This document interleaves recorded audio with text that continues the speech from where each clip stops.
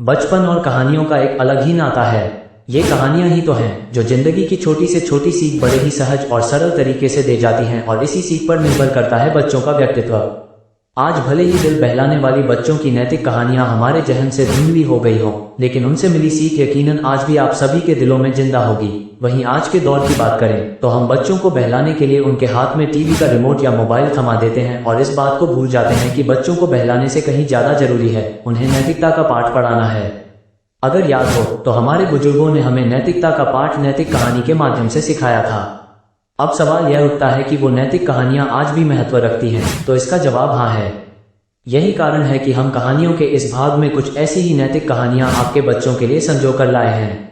ये इन कहानियों का जादू ही है जो बच्चों को जीवन भर भूलने नहीं देगा कि जिंदगी में नैतिक मूल्यों का होना कितना जरूरी है।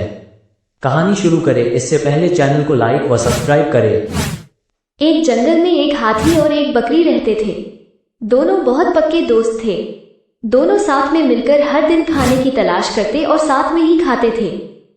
एक दिन दोनों खाने की तलाश में अपने जंगल से बहुत दूर निकल गए।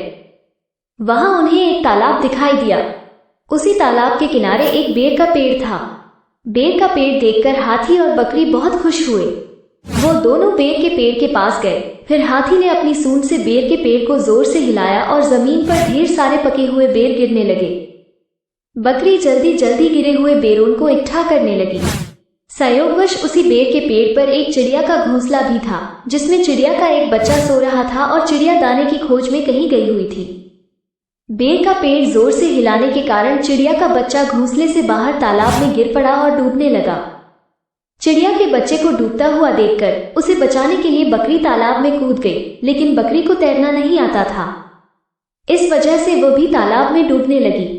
बकरी को डूबता हुआ देखकर हाथी भी तालाब में कूद गया और उसने चिड़िया के बच्चे और बकरी दोनों को डूबने से बचा लिया।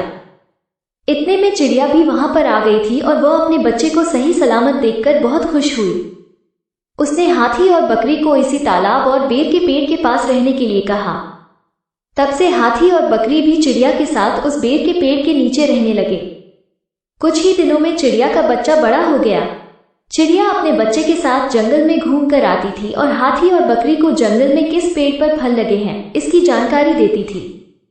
इस तरह हाथी, बकरी और चिड़िया मजे में रहते और खाते पीते थे। कहानी से सीख, हमें किसी का बुरा नहीं करना चाहिए। अगर हमारी गलती से किसी को परेशानी होती है तो उस गलती को सुधारना चाहिए और मनमुटाव दूर कर